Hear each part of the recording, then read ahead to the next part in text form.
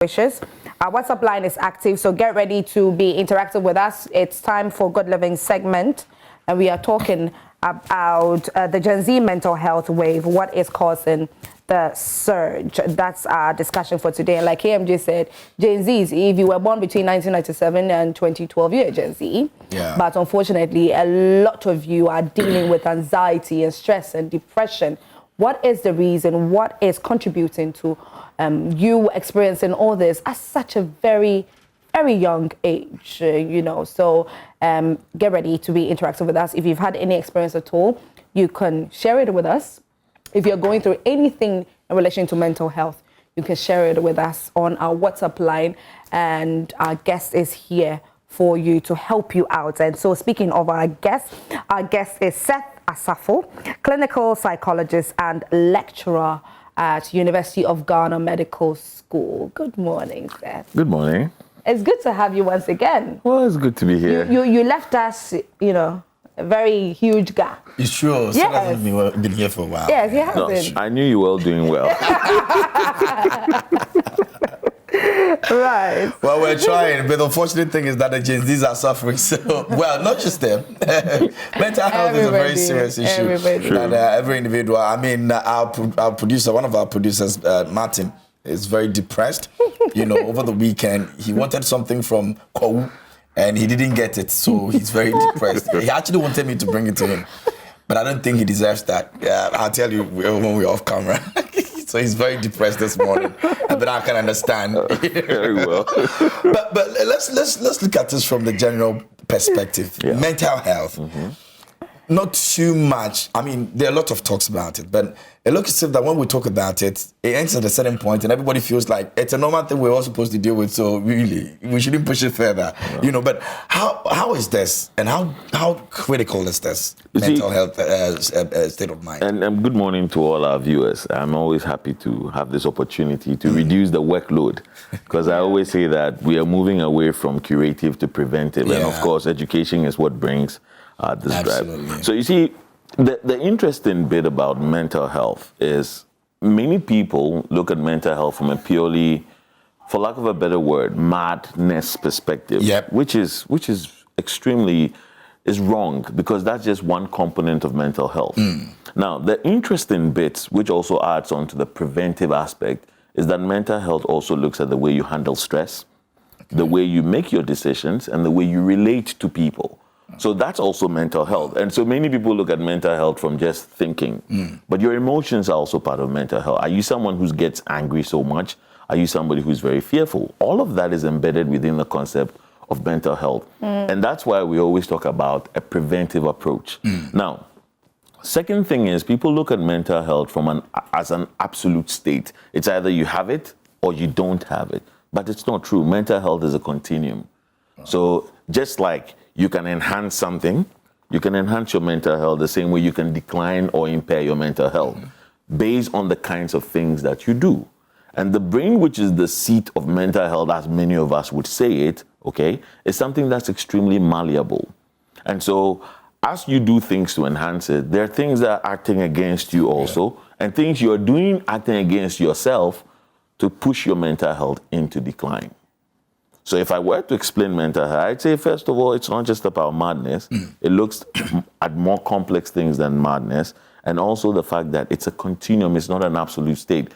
And mental health is not mental illness. And perhaps that's the reason. There's a huge difference. And perhaps that's the reason the field is so stigmatized. Because when people hear mental health, all they hear is mental illness. Mental illness we normally look at as falling below 0. So if I had like a speedometer, it starts at 0. That's neutral. You're starting off and you're progressing. But if you fall below 0, that's where an illness comes in. I mean, typically, you can wake up on a day, you don't feel 100%, but you're not sick. You're just not yourself. That's where the mental health component comes in. And the sickness comes in when you have depleted your resources for coping and you're actually taking a hit and you're struggling. So let's not confuse the two. Mental health is not mental illness. So if someone is on the outside, which is, of course, like you said, if you're not yourself in the morning, you wake up and you're feeling like, as for today, and people are saying, go and take this kind of medicine because mentally they don't think you're all right. Yeah. It means we're doing the wrong thing in the first place. To a large extent, yes. The medicalization of health in itself has become a huge problem, which is making it difficult for many of us to take a key stake in actually enhancing our health, because we're looking at a pill to do everything for us. Okay, so that's problematic. Now, if you look at the things that enhance health, both physical and mental health, they're free. Really? Yes. How so? Staying active or exercising, it's free. Yeah. It's within everyone's capability. Even if someone says, I'm disabled, there are still activities they can do that, still allow them. Sleep is free. Staying connected, it's free. And those are exactly the things that we aren't doing. And staying connected, as in constant communication with people. With people, yes. Staying connected. Human beings are hot-wired to connect. And if you're not connecting, and I don't want to even get into the Gen Z phenomena just yet, but you'll come to find that it's one of the biggest challenges why the Gen Zs are struggling more when it comes to their mental health. The lack of the connections. And that is the reason that I'm about to ask this, that we need to identify the main things or the characteristics or the factors. Awesome. So, well, I'm going to speak from a very, from my professional experience point of view, even before I add on to what we know about the researches, etc., etc. So, I'm fortunate to be a lecturer. I sit in positions as counselor, therapist, so I get to interact with lots of people. Now, in this current wave, we're seeing a surge in the number of young people who have mental health conditions. Some are actual, others aren't so actual, because it does not fit the profile for a diagnosis to say there's something. But the other trend is they're so insistent on getting a diagnosis because it serves as some form of comfort. Or it allows them to also move away from having to deal with the real world. And that is from my own personal experience. And I know many other therapists would share in the same experience that I'm talking about. So look at this interesting phenomenon. When it comes to mental health thrives on a principle we call resilience. And resilience is your ability to bounce back, even when you're facing adversity, or when you take a hit, your ability to get back and go and do what you have to do is what resilience is all about, okay? You'll never build resilience if you're not facing problems. But in the modern world, kids hardly face problems because, number one, parents solve all our problems for us in the concept of overprotection or overparenting. So when you're preventing your child from experiencing life as it is, I'm not saying that allow your children to see fire and touch fire. But obviously, there are many things that you can actually allow your kids to be exposed to. Now, when we were growing up, and I look at myself as a millennial, don't forget that the mental health wave, the surge is going up and up as the years have progressed or the generations have progressed. But, when we were growing up, we had playtime, significant playtime. After school, it was play before whatever. And I was consistently being punished for overplaying. Because mom would say, don't come home after 6. The football too. It is 6. So then, so we had that opportunity to do playtime. Now, many people underscore the essence of playtime. Because first of all, apart from keeping you active, and getting all those young juices used up, it also allows you to do social interactions. It teaches you social skills to interact with people. So as a counselor, one of the biggest concerns I get students come to me with on a daily basis would be, my friend, this friend doesn't like me, I don't like this friend, this one is saying this about, and it's a huge concern. It is. To the point that I don't want to come to school again. I'm feeling lonely, even when there are so many other children around me. Why? They lack the necessary social skills to make friends. So when you get one person, what do? Stick to them. And when they're not there, you go into a crisis. You go off. You go off. Yeah. Secondly, when it comes to problem solving, most of us figured it out. You're playing, like we always used to make this joke about, when I was little, I had a football. Not many people had footballs at the time. And then when I took the football out to the park, the the seniors will take the ball. They'll say, you wait, you play. They'll say, oh, you wait, we'll select you. So I'm walking on the periphery and just waiting, and then suddenly the ball comes in and I take my ball. That's it. And I learned how to become adapted to that position, even though I knew these people could beat me. Yeah. So in a way, I was dealing with that fear of having to deal with these challenges. Yeah. Many of our kids don't have that opportunity. It's you close from school, the car's waiting, you get in the house, you don't come out again. So it's difficult. They're not learning any of these things. Coupled with the fact that over parenting or helicopter parenting, where I don't like this friend, don't make this one, don't. So basically the child can never build any resources for themselves. Now we say self-efficacy. It only comes by doing. And it's different from self-esteem, because people can have different facets of self-esteem. Esteem that my parents have money, it's self-esteem, all right, but it doesn't do much for you, like self-efficacy, which is doing. So for instance, if you learn the skill of driving, you have added on to the skills you have, which makes you feel better. If you know how to cook, it's added to the skills that you have. So that's self-efficacy. How many of our children actually do chores today? And that's becoming another issue. And I have you know that I have used simple doing chores to treat or manage depression in some adolescents. Wow. Exactly. By building that skill, that competence of efficacy. Once they learn to do something, they feel much better about themselves. So this is one angle, the parenting component. Then let's come to what happens to the brain. And especially because if you look at, there was a preponderance of devices or screen time as an issue has increased exponentially from the 2000s. And this is where our Gen Z find themselves. We've had that conversation here before, screen time conversation here before. What happens in the background, which is very complicated, is if you had a child who was addicted to screen time, okay, and you did an MRI of their brain, and you compared it to somebody who was also addicted to like a substance like marijuana or cocaine or heroin, you'd find that it's the same. Really? Yes. And the reason is screen time? Yep. All addictions are the same. They operate in the exact same part of the human brain. It doesn't change. So sometimes people say things like, oh, this one is doing weed. I'm doing... And they feel that's serious. The other part, I mean, like, who would have thought that screen time will be compared to the usage of marijuana? That's serious. And what do addictions do to every human being? They rob you of motivation.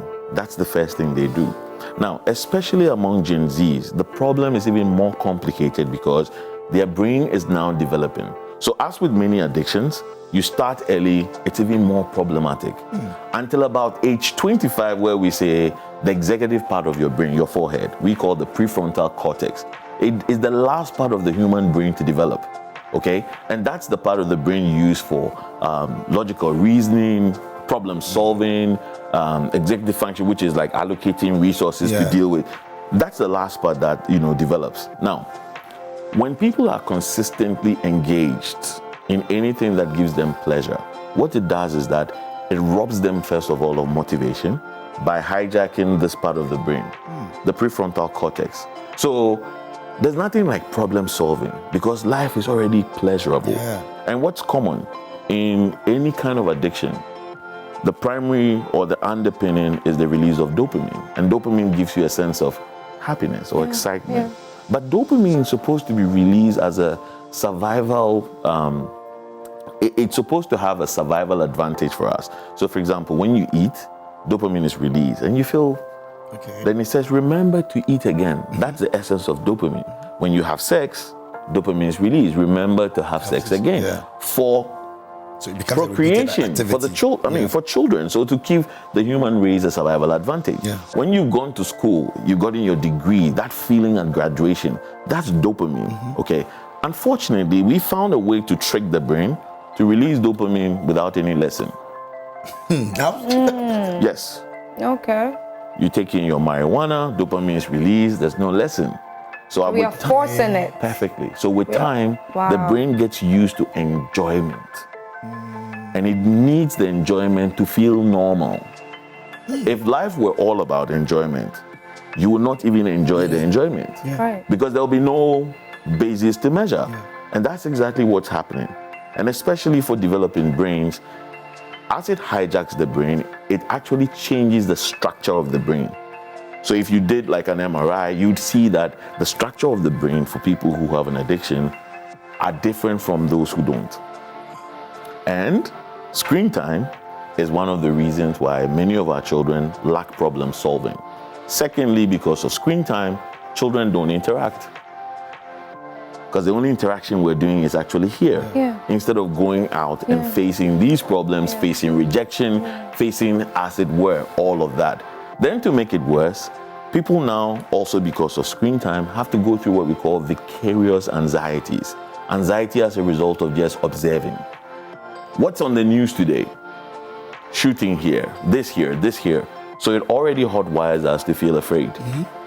And so we're in this bout of what? Anxiety consistently, not forgetting also the fact that the internet, social media is giving us a certain persona, which is perfection. So kids are striving for perfection. Yes. You see, among the adult brain, you're able to process. In fact, there are many adults who equally are victim to this kind of phenomena.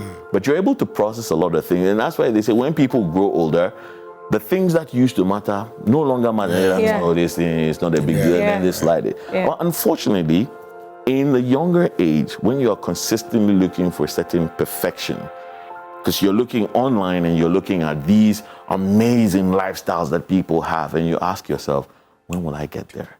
Can I ever get there? And you're making that comparison, and it's making you feel like, one bobra.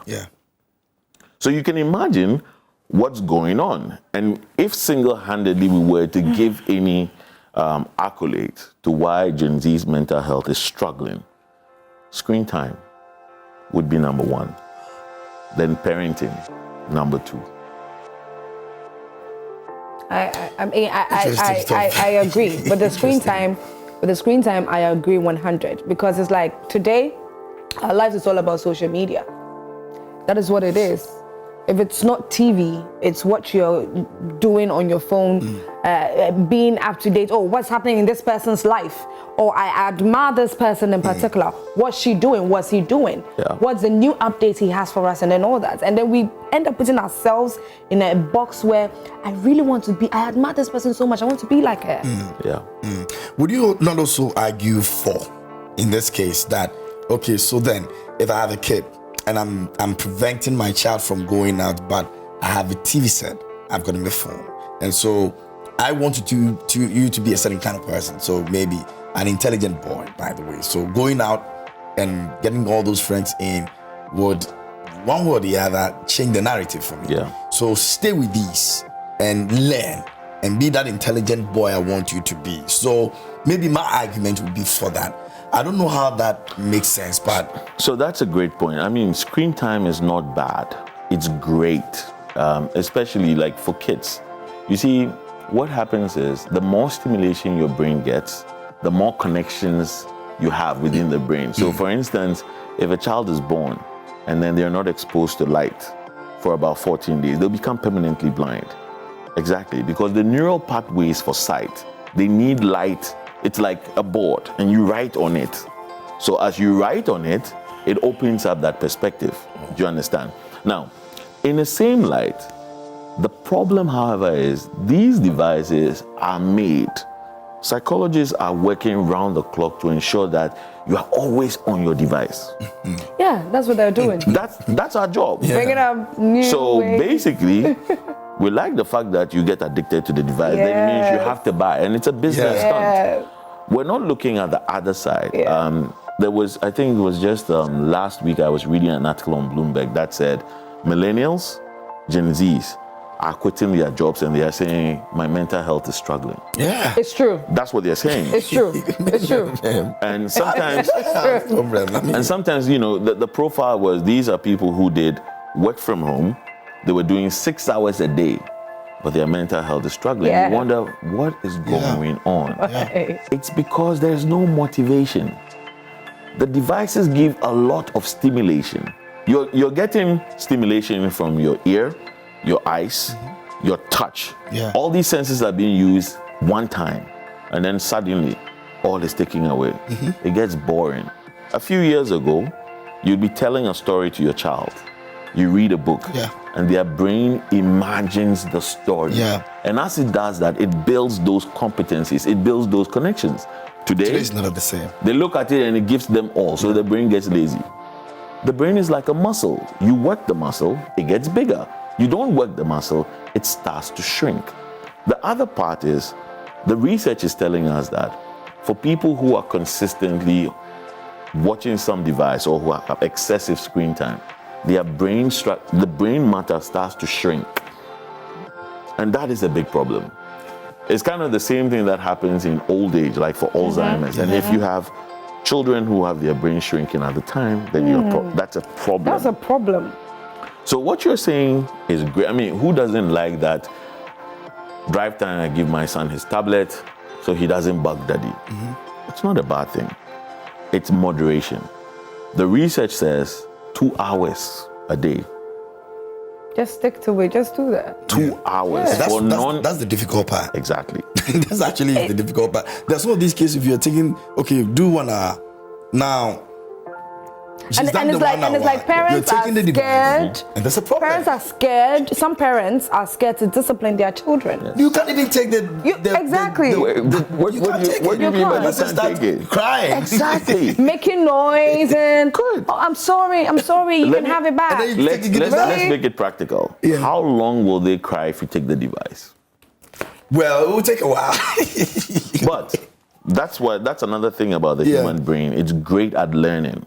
Okay. So if you cry today, cry tomorrow, cry third day, mom, dad, don't budge, you'll stop. It works like that. Because you know it's communication. Crying is a form of communication to register a displeasure. Yeah. So if I'm doing it and I'm not getting any response, I'll stop. So many parents are actually parenting out of fear. That's the problem. Is that a cultural problem or a societal issue that we feel like, okay, once the child cries, something good has to be done for the child to stop crying? Well, I guess it's inherent within us humans to consistently want pleasure. And because we're also empathetic, we can feel someone's pain when they are crying, okay? So taking it back, we're looking at the immediate, but we're not thinking long term. Yeah. So for example, I might want to solve my child's problem every time they cry by doing something about it. What if they're not with me? What if I'm not there? Yeah. Then what happens? Yeah. Then what happens? So then, in the long term, you're doing more harm than good. Right. Okay. So viewers, get interactive with us on our social media platforms. The WhatsApp line is active. Please start sending in your messages, your questions that you have in relation to mental health. We are talking about the mental health wave in the Gen Z era. That's what we are talking about. And Seth is seated with us this morning, and he has made very, very interesting submissions so far. If you have any questions, you can start sending in the questions. Now, Seth, would you say that for the need or the wants, the way as Africans we yearn to live like the foreigners, want to do things like they do, you know, would you say that it's also a factor to the reason that as Africans here, because, you know, we are used to, we have our kids going to the playground, you are living in a compound house, the kids come together around 6 p.m. And someone sits there, tells them a story. It's normal like that because today's parents are feeling like, the Abrofunum are doing it better. They are more advanced. So if you had to learn what they're doing, it would help. But here's a situation where recently there was a shooting in Nashville, and it was someone who is very young who did that. There are so many incidents that are happening in America that young people are causing it here and there. But these are people that we are looking up to. Parents. It's interesting. It's interesting you ask this question because I am branching off central psychology into a field we call indigenous psychology. Okay. So we're looking at psychology of the Ghanaian and African person. And we're saying that the principles don't cut across. Say what works there does not necessarily work here. Now, what do we know? Africans have always had what we call a relational or interdependent culture. And many Western cultures have also been very individualistic in nature. So there are many lessons in there. Socialization for an African people has always been communal. For the longest time, if you did something wrong, before mom and dad came, the community would have disciplined you. So sharing those same values across board. Now, in individualistic cultures, one thing we notice is it's all about the self. And because we're hotwired to connect, that notion in itself sort of comes into direct opposites with our need to connect. We're so individual. It's about me. But guess what?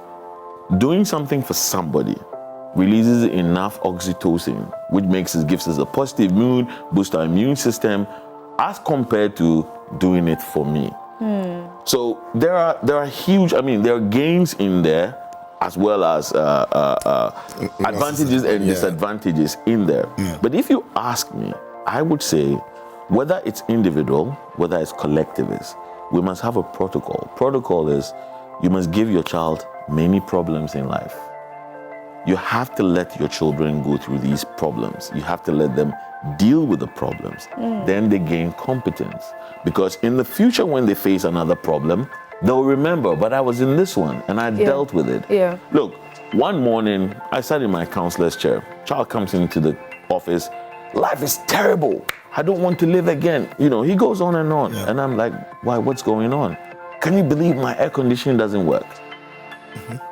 That is his distress. His air conditioning doesn't work. And that's a big deal. And so it's a big deal. And so life is meaningless. Imagine what it'd be like if he'd been exposed to small light off. Generator is not automatic. And you face it. You will learn to deal with it because human beings are capable of adapting. So to parents out there, to guardians, remember, it's not about solving the problem now. It's about looking at the future. If you try to solve the problem, you're only being reactive. And there's no proactivity in that. So you are creating a monster. And then you have kids who will live with you till they are 50. Because they can't go out to the world. We're not preparing our kids enough for the world out there. The world is too dynamic. The world will never fit in the jackets we create at home. And so kids will keep on struggling. They are going to be experiencing a lot of stress. In mental health, the biggest thing is stress. People can have a predisposition. So you can be born with a biological predisposition to have a mental health crisis because maybe it runs in your family. Without the necessary trigger, which is stress, it will never come up. So you've all noticed how somebody we knew suddenly lost their mind. I'm using that because they lost their job, they had a broken relationship, they lost some money. We know that that's stressor, a stressor, which was hard enough to tip them to the other side. But it comes as a surprise to people who live with these people. You find out that the person is reacting in a way you've never seen. And you get shocked. Like, that's him. 2 weeks ago, I was working with a family. They decided, I had recommended that we start to reduce screen time, and so the internet goes off. And you should see their child acting like they had a withdrawal from some drug. Seriously? I'm telling you. And that's the thing about every kind of addiction. And the new wave we have today is sports betting. Crazy. Same thing. Same thing is happening. You can't stop it. You take their devices and see what happens. It's the same part of the brain. So let's not confuse the addiction. Right. Okay. But so we have some messages. Are we going to blame this on Western? Because it looks like they can manage it better than we do. Unfortunately, what we are receiving from them is what is affecting us that much. But I know I don't think they manage it. I don't see it. Some of them do. KMJ, like when you watch international news, you listen to international news, Hey, a lot of them are crazy. A lot of them are crazy walking on the street. Seriously. They're equally parents who are doing better for their kids. No. I know a family in the US and the UK that do better with that. This is look, parents, guess what? You're doing a great job. It's not easy. Yeah. It's not easy. No parent has it all. No parent knows it all. Yeah. No teacher knows it all. It's difficult. Most of us, what we're doing is we're problem solving. Yeah. It's like we go through it, the problem comes, we solve it together, and we move on, which should be the ideal. The preventive approach to parenting sometimes can be more detrimental than we know. But guess what? I know that it's not that parents do these things because I'm just waking up in the morning, I want to mess my child's life. No, that's what we know. But it's important for you to educate yourself more because the dynamics are changing. And especially the biggest challenge is we're using our generation characteristics and statistics and we're imposing on our children. It's never going to work. They're always going to be in conflict with us. For example, talk about sex. In the older generations, it's difficult to have a sex talk. Yeah. Today, whether you like it or not, the kids are already exposed. You might as well have the sex talk or have some callous young man or woman have it with your kid. Yeah. And it makes it difficult because I sit in the counselor's chair and I get children come to me and talk about a range of different things that they are going through sex related. Why won't you tell mom? They'll say, let's pray about it. They'll say, and they are looking for some practical wisdom. Yeah. Share your experience. Oh, when I was there, this is what it was. This and this. Like my dad always used to say, steady. There's a time that will come where all these things will be excess. And we're saying, you this man, your time of arranged marriage. Today you have to fight. But now I sit back and say, oh wow. Yeah. He was right. He was Perhaps if he had given me something practical to say, when I was your age, I did A, B, C, D, and this happened. Yeah. Every time we go for disciplinary committee meetings and they say a child has done this, and I say no, we're looking at this all wrong. When you were their age, didn't you feel like doing these things? You were interested. You suddenly see your friends develop. There's something on their front. What is that? And curiosity is you just wanted to touch. Not because it was, you get what I mean? Yeah. So when things like this are happening, we need to be more acceptive of the dynamics of the morning time and say, in as much as you feel that you want to do it, you don't have to, because then it interferes with. That's the kind of practical wisdom we give to children now. Not, don't do it because it's bad. Don't do it because the Bible says no. And the Bible, Christianity and religion can be amazing tools for socialization if you can give meaning, because the modern child is very intuitive. Yeah. They are consistently reasoning, trying to explain. And most of them will come and they are questioning, why are we even in any religious sect whatsoever? But there are certain factors that have contributed to the child being that way. That is and then here's a situation where, when you look at how some of us were brought up, you look at how some of us have turned out today, you start getting confused as to, okay, is it that our parents or our grandparents did something wrong back then and better things are being done today? Because a lot of us have turned out great.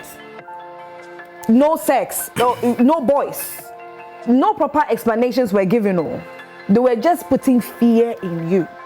To be fair, in those days it was easy to do. Today you can't. You can't do, yeah. You see, in those days, there was no other script that you were watching. Yes. So no boys was okay. You're watching 1 million shows. Everybody's dating. Yeah. Everybody's having sex. So what right do you have to tell me I can't do it? That's where the problem is. Yeah. Because I have too many things to compare it against. And that's why you have to create context rather than parenting in this generation must be hard. Oh yes, it is. It must be hard. Okay, so we have some messages. You remember that back in the time, and you mentioned it earlier in your submission, that back in the time, if you even make a mistake and you do something wrong, before your parents even come, there's been sorted out. Today you can't do the same because you finish and the next thing the parent is taking you to court or something.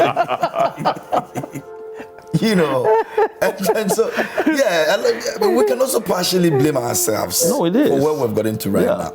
No matter how many times things have changed or what have been introduced, I'm sure if we had stuck to some of these things, you know, in a different way, not maybe the way it used to be, but if we had a way around it, I'm sure things wouldn't have been now we've got into. We want the best for our kids, but I'm always saying, look long term. Let's stop the short term. You look long term. In this behavior, in this interaction, if I keep doing this, how's my kid likely to turn out? Yeah. Right. That's the question you need to ask.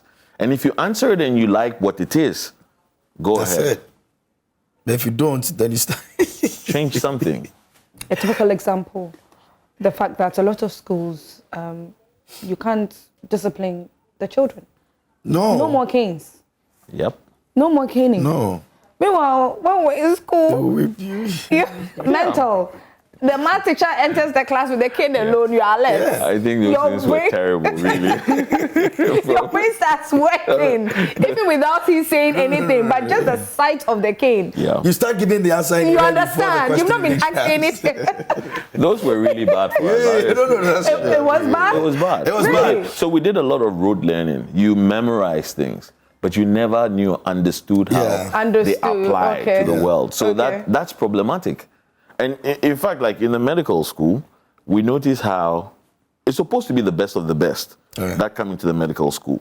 And yet they come into the medical school and then in the first year, you have fail. And they break down because they can't understand. Because they've been primed or taught how to write exams, which is different from applying the knowledge from exams. So once you are there, you find yourself in trouble. That's my point. So if you're whipped to study, the studying becomes terrible. It's not functional. It's there. I know. So 2 times 2 is 4. But you know it. But there's no understanding. How did you get to the 2 times 2? Then you have a problem. Practically. That's why we've always found issues with finding Y and X. But sir, why is there now? And the whole constant, the K being a constant. I still have an issue with it because I've never understood.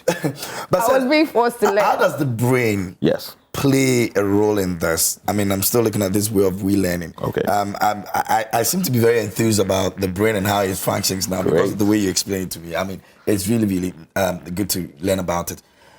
That kind of study, how does the brain react to it or play a role in making sure that you get to understand? Okay, great. So you see, every memory that comes with an emotion, stays stronger in your brain.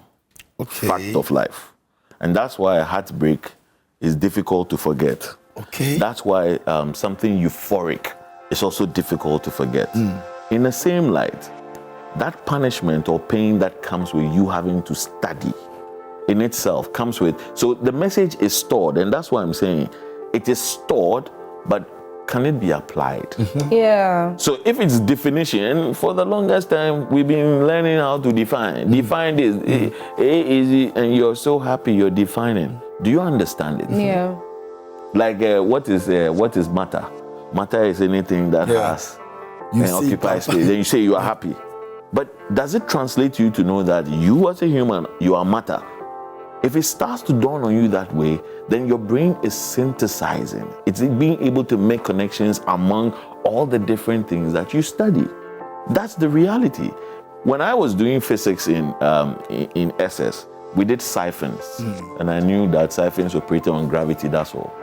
The first time it actually dawned on me when I had my 1 gallon shot. So I had to buy 1 gallon fuel and put it in my car. So I put it in the hose and then it starts to flow. And I'm like, this is it. Yeah. This is it. So it never registered because I was learning by rote. But now that I am able to apply, it makes more sense and it never gets out of your mind. And I can imagine the feeling it comes with. You have no idea. Like my car got stuck at the beach one day, and then I just realized if I were to lose the tires, I have a broader surface area, which means that the car would be able to move on the sun, which worked. That was science. In those days, I didn't understand. Surface area. And practically, it wasn't taught to me that way. I was whipped to explain. Yes, larger surface area, smaller surface area, more this, that's all. So it's not that helpful.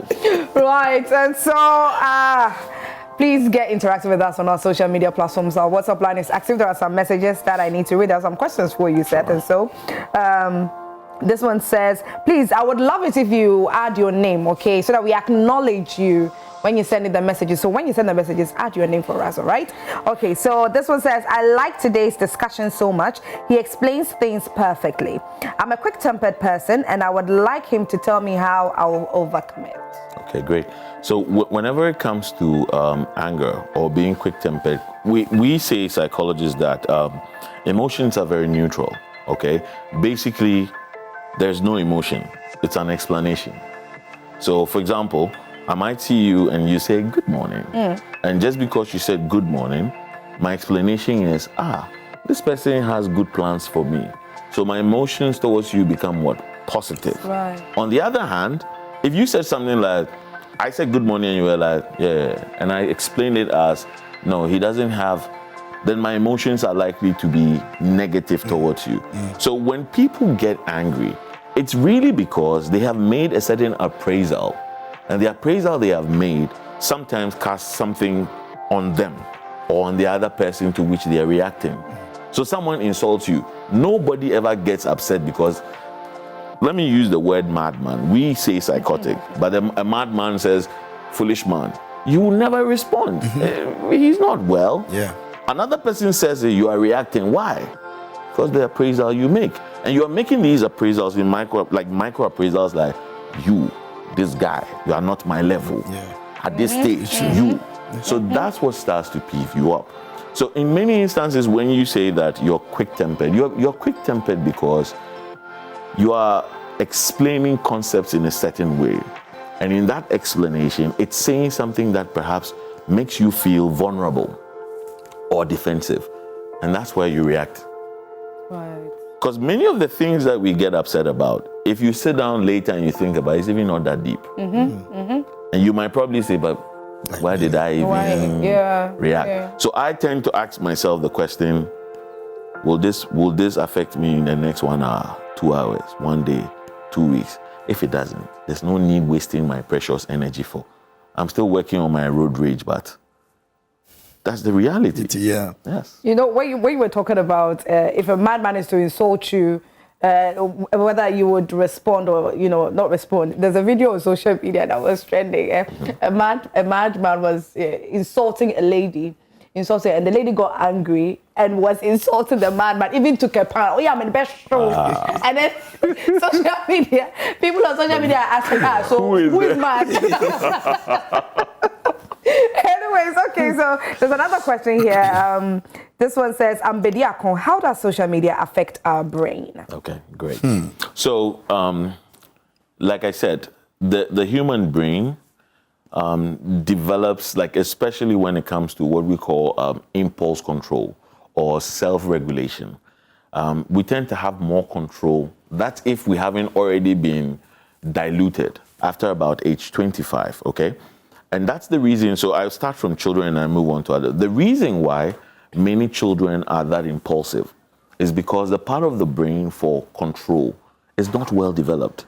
So in kids, if you're not careful, the little things you introduce to them, they get too engulfed by them and with them that they lack their ability to say, I'm not going to do it. Yeah. Okay. Now, humans hate boredom. But boredom is great. That's the first thing. If you look at the things that you can do to enhance your mental health, I'm sure you're always hearing yoga, meditation. Yes. Why do you think that's important? Because it puts you in a state of boredom and calm. And it allows you to gain a concept we call metacognition. So your ability to think about a thought. Your ability to sit and think about what you are thinking is something you only get in that state of boredom. Social media does a number of things. Extremely educative, but it gives you multiple stimulation at once. It's firing all the sweet things you like in the moment. That's the first part, so there's enjoyment. Then secondly, it's equally making you make a comparison. So if you're someone who's very Instagrammer, and you're always looking at everybody's success story, or you go to LinkedIn and you see certificates upon, and of course the titles that people give themselves, then you're like, so what about me?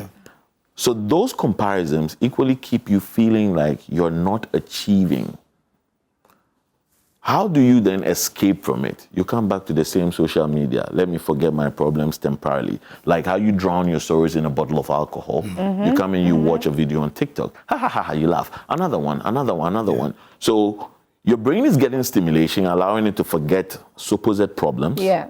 But building another problem, which is the addiction. And then you lose the ability to control. So like with every addiction, at some point, you need the behavior or drug to be functional.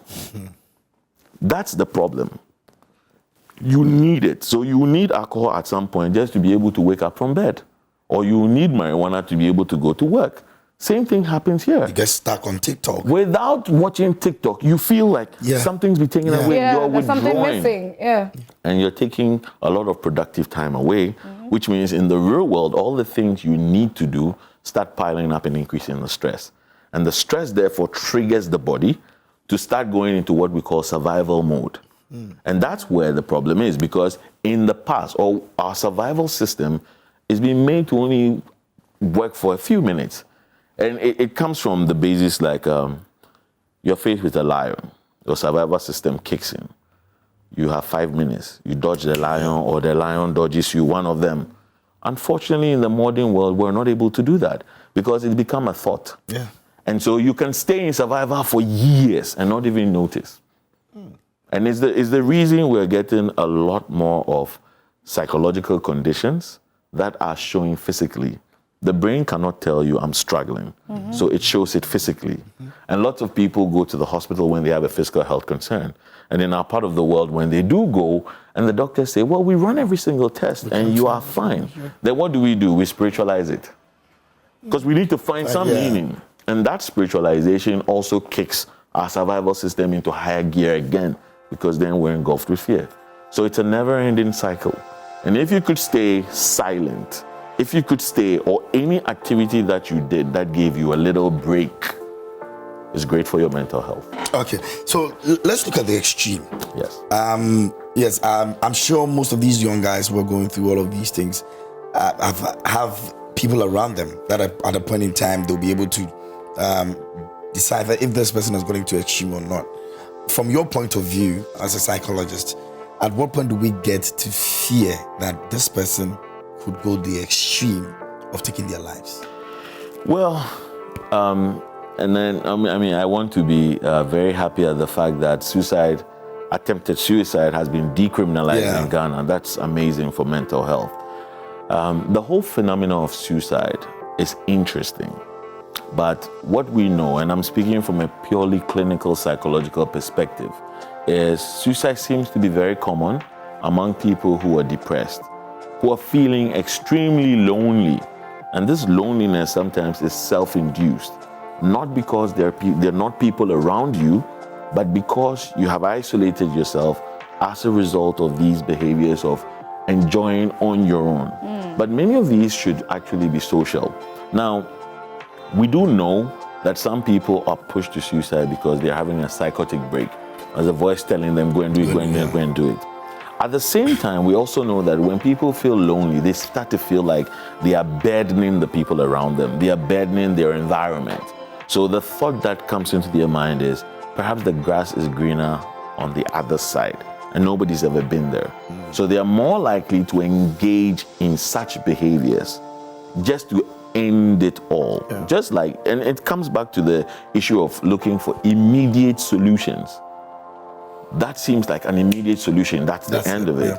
But at the same time, if you look at it, there are sometimes people who we find, and it's difficult for us to say this one looks at this, who have used it as a manipulative tool also. So it's tricky, but we never call any bluffs. Anybody says anything like that, you take it. We want to take it seriously, because we say it's still a cry for help.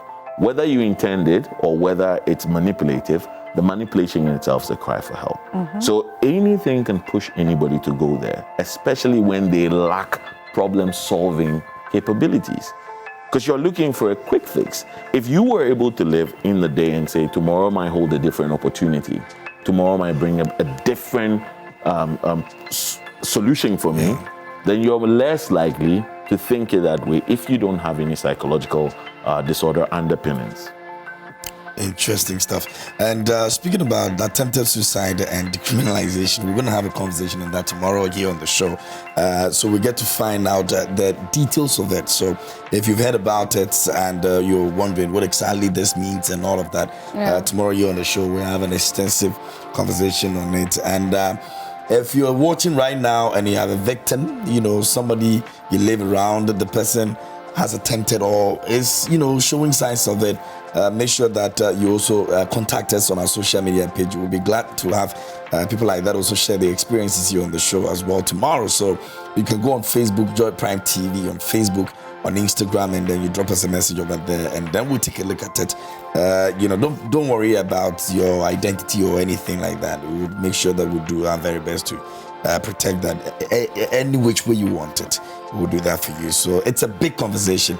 Let's all make sure that we're able to add our voices to it and see how best we can, make some very good stuff. Mental health is a big issue, and it's something that we don't have to take lightly, and that is the reasons that we are having this conversation tomorrow, right here on Prime Morning. So government has actually approved, the amendment of criminal. This is actually very interesting. It will be very interesting tomorrow. You wouldn't want to miss out at all. And don't seek to agree to that. Yes, because he's not.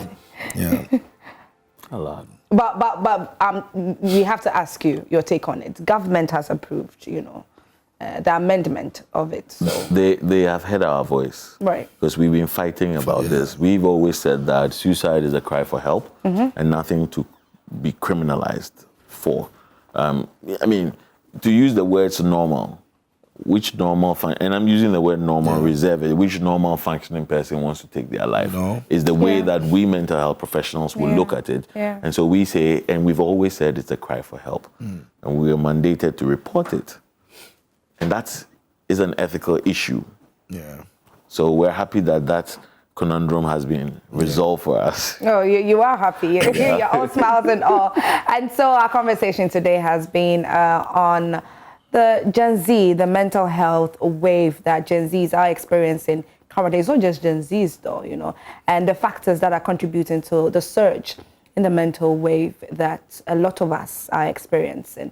And our guest today was Seth Safo, who is a clinical psychologist and lecturer at the University of Ghana Medical School. But before you go, final submission on this topic. So I would say we're seeing this surge, and it's not going to get any better if we don't act, because from the millennials to the Gen Zs and the alphas who follow us, we're going to see the same trend. Screen time is always going to be a big deal. Lack of activity, because we don't want our children to go out, is always going to be a challenge for us. And overparenting, because we're afraid of what the world has become, is going to be a problem for us. But my solution has always been, ask yourself, what does the future look like if I keep doing these things? And remember, nobody has it all figured out. Yeah. But we can problem solve when the problems come. And in doing that in themselves, it helps to equip us as parents and guardians and educators and the children equally. And I must say, Dr. Seth has been very, very helpful this morning. I've learned a lot as well. Oh, I have. Especially, I'm enthused about the brain and how it works, man. Then the way he explains it, so... The whole comparison between the marijuana and the screen time. Those are revelations. And, the times that people would choose screen time over marijuana. Okay, they would rather see this one as the most dangerous one. And say, meanwhile, it all has the same effect. That's crazy. The same effect on the brain. Yeah. Imagine. So, Doc, thanks so much for making time for us this morning. We're sure going to be bringing you some more conversation around that. Like I said, tomorrow, we're extending it to the other side of it, attempted suicide. So, make sure that you tune in and enjoy the conversation as well. What's coming up next? We've got another conversation? Yes, another conversation is coming up next. And there's Prime Insight. Yes, there's a whole new phase to the Office of the Registrar of Companies. And so our guest is ready. Madam Jemima is ready. And she will be seated with Rosalind Felly. Rosalind, those of you who have missed Rosalind, she's here. She's not going anywhere, okay? She's coming. They've not seen her. Yes. Today, she went somewhere. I'll tell you guys later. Yes, we'll tell you. She She's went looking somewhere. like a pancake. She's got it all bottled up like that. So yeah, she's coming on very soon. But like I said, we thank you to you for tuning into this segment as well and the other segment coming through. Please don't forget, send us your messages on our WhatsApp line. It's very active. If you want any contributions that you want to send to us, you can do so. And on Facebook, Instagram, and on Twitter, make sure you follow the page, you like it, and then you drop your messages there. And let me say a very good morning to Uncle Noble. You're watching us this morning, and one of my very, very fantastic uncle over there. Thank you so much for everything, Uncle Noble. Good to see you. Good to know you're watching as well. Okay, all right. So like I mentioned, Mrs. Jemima Mama Oware is in the house, and we are going to talk about the whole new phase of what's happening when it comes to the registrar of companies. And so stay tuned for this awesome conversations. My name is Esiedu Akumia, and I did this with KMJ. Yeah, back from Kwawu with a lot of... And we've got some cool updates for you as well. So yeah, I spent some quality time with some very wonderful people, and I had an interview with the Nkoswanyene of Kowunkwetia. Yes, Nana already what day the first. We've got that conversation also coming up, so make sure you tune into that. And Rosalie and I are still waiting for the spoiling. Which one? The spoiling. I've always been spoiling you guys. Moon.